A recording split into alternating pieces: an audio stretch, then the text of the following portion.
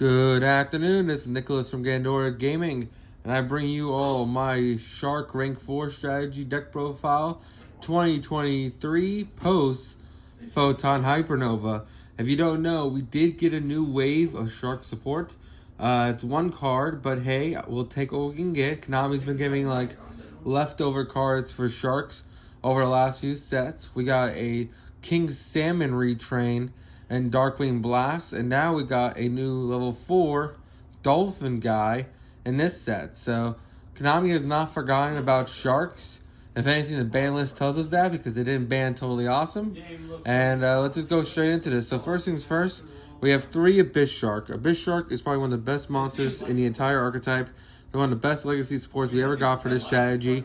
Basically, it can special summon itself if you control a water monster, and then you can treat it for any level. You can treat it as a level 4 basically, or a level 3 if the other monster is another level 4, level 3. And also you have to be using it to make a number monster. You can't make anything else, meaning you are locked into whatever you make.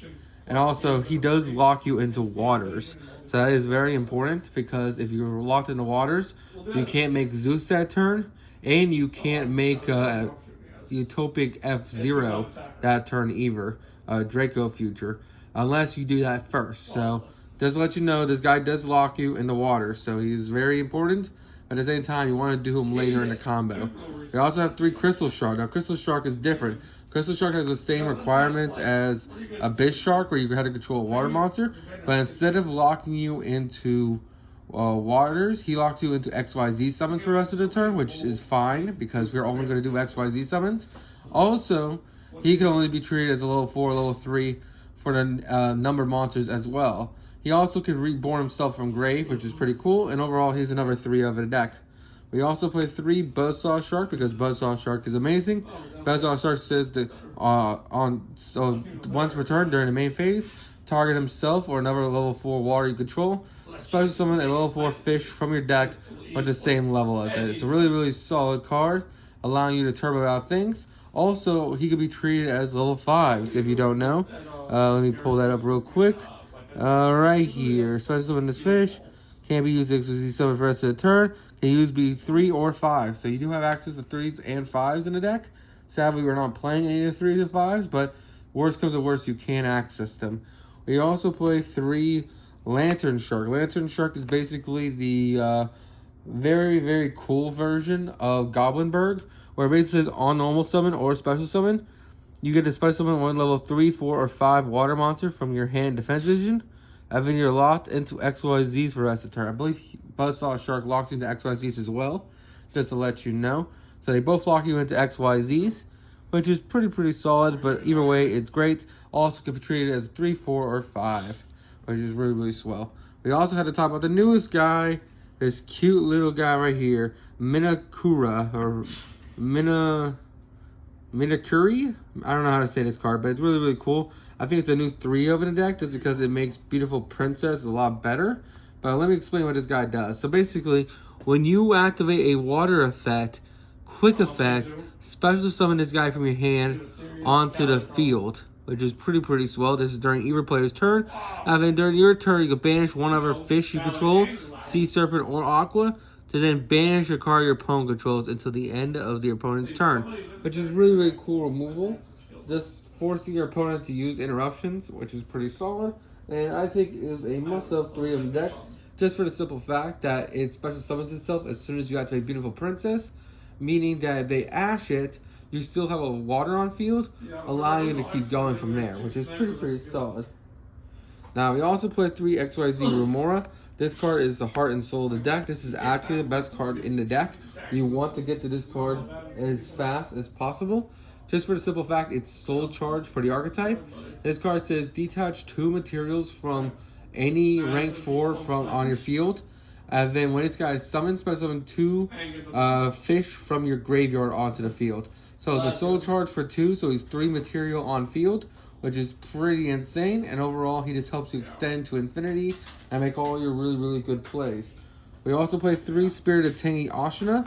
He's just a level 4 water that special summons itself. It doesn't lock us in anything, but you have to control he has to be either the first thing you do or you have to control a normal monster to special summon him. Because if you don't control a normal monster, or he's not the first monster you activate, then you can't summon him, which kind of sucks without using your normal. We also play two silent anglers. This guy got bumped down to 2. Same thing goes for White Stingray over here. Just because Minatua does not lock us, these cards do lock us. Silent Angler locks us by, once you activate it, you can't special summon from the hand for the rest of the turn. White Stingray requires you to discard another water monster in order to special summon itself. And Sea Nettle locks you into waters.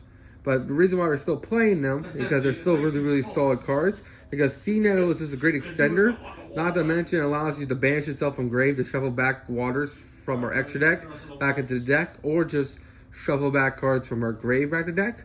White Stingray is good for getting rid of multiples. So if we already use the effect of one of these guys, we can use White Stingray, pitch it, and then use that effect.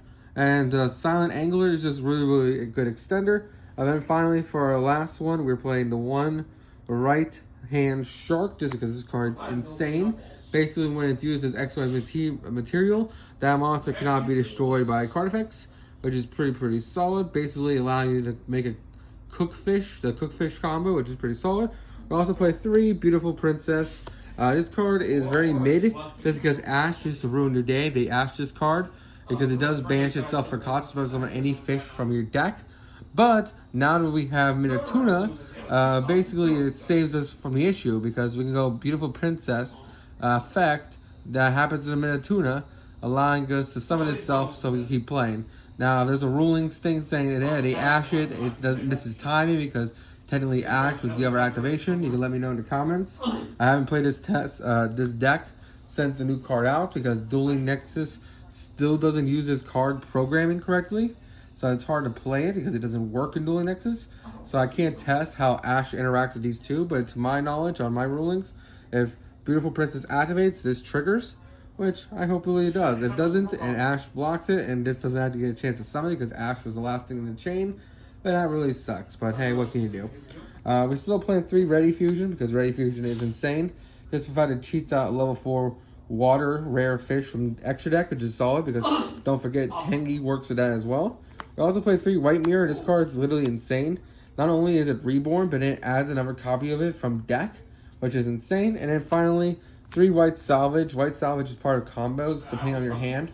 Or basically, it allows you to just add a fish from your grave, add it back to hand. Not only allowing you to reoccur resources from the grave, but also with White Mirror, it allows you to pitch things with Stingray to then get another copy of it from its salvage, which is pretty solid. And overall, I really like this list. Hope you all enjoy. Let's go. Alright, so for extra deck, we have Rare Fish, just a vanilla. 2 Totally Awesomes, because Totally Awesome is one of the best water archetypes of all time for like making plays. When I say archetypes, because Paleozoic Frogs, of course, is one of my favorite decks. But Toad is just one of my favorite XYZs of all time.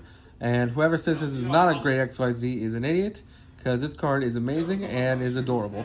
We also play 2 Bahamut Shark, because Bahamut Shark's easy to make to cheat out the Toads. We also played the Stealth Kragans, because Stealth Kragan is amazing. We're not playing the other one just because there's not enough room in the extra deck. It's actually kind of cramped. So I'd rather just play 2 Stealth Kragan and none of the other ones, just because the floating effect is cool. It's really powerful. But at the same time, with Yu-Gi-Oh! How it's progressed, there's ways to get around that. And I don't want to dedicate an extra deck slot, especially in Kashtira format, to that card. I want to put the Abyss Dweller, the Silent Honor Arc, the Nash Knight, the Crash Knight, and I'm trying out this one. This is the Umbrella Horror. So if you don't know, my last build, I was playing the other guy, the C101 Silent Honor, because it rips a card. It like steals 3 times. So if you don't know, you go into Nash Knight, absorb one of your opponent's monsters. You go into Nash Knight, absorb another monster, and then you go to the other one, who then absorbs another monster. So you absorb 3 monsters. But instead of that line, I went for the Nash Knight combo, where we go Nash into Crash into this guy. Umbral Horror is just a negate that burns your opponent for half their life points. And then it basically is just really solid in general, because the fact that it just literally cuts their life points in half, and it is just a Omni negate, which is pretty solid. Also rips a card out of their hand, So everything about this card is actually insane. The only issue is because of the effect of Nash Knight, it will die during the end phase of your opponent's turn. So you do have to use it that turn. But other than that, it is a solid boss monster and definitely is worth making. I just wish it didn't require 4 slots to make. We also played the one Utopic, and of course the Draco Man himself, and then Zeus. Why wouldn't you play Zeus? This is a Zeus deck. It's an XYZ deck. And that's really about it. I hope you all enjoy. If you want to see a combo tutorial, my earlier video from last year, it goes all into the combos. Anyway, I see you all in the next one. Take care.